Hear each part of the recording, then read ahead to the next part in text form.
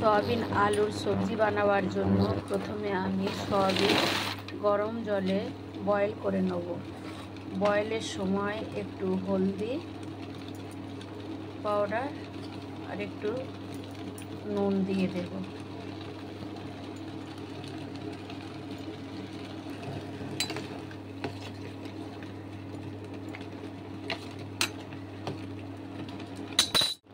Soybean খুব ভালো করে বয়েল হয়ে গেছে, এবারে নামিয়ে জল ঝেড়ে ভালো করে ধুয়ে নেব। আদা রসুন কাঁচা লঙ্কার পেস্ট বানিয়ে নেব। ভাজা হয়ে গেছে, এবারে তুলে নেব। আলুটা এবারে তুলে নেব। ভাজার তেলে আর একটু সাদা তেল দিয়ে দিয়েছি। এবার সয়াবিনটা ভালো করে ভেজে নেব।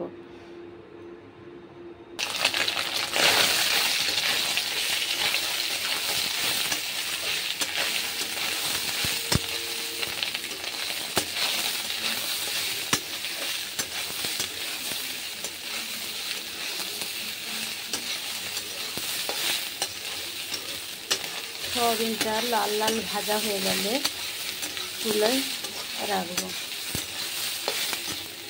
সয়াবিন ভাজা হয়ে গেছে, এবারে নামিয়ে রাখবো।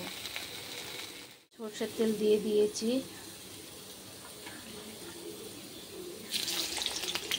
পেঁয়াজ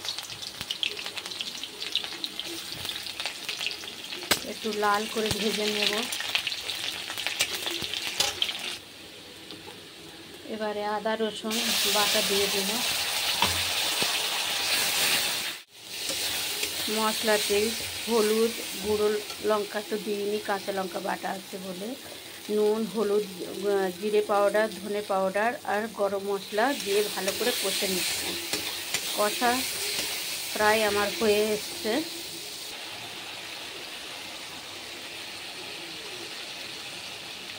মশলা আমার কষা হয়ে গেছে, দেখতে পাচ্ছ পুরো তেল ছেড়ে দিয়েছে মশলাতে।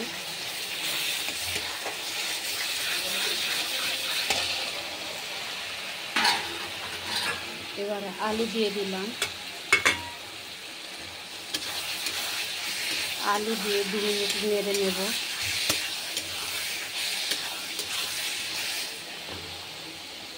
এবারে সয়াবিন দিয়ে দেব।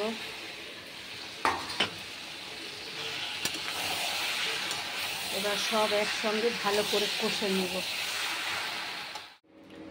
গরম জল দিয়ে দিয়েছি।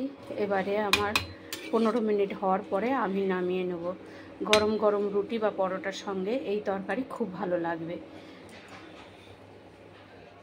সয়াবিনের তরকারি তৈরি হয়ে গেছে, দেখুন কত সুন্দর কালার এসছে। এই পদ্ধতিতে আপনারাও তৈরি করে খাবেন।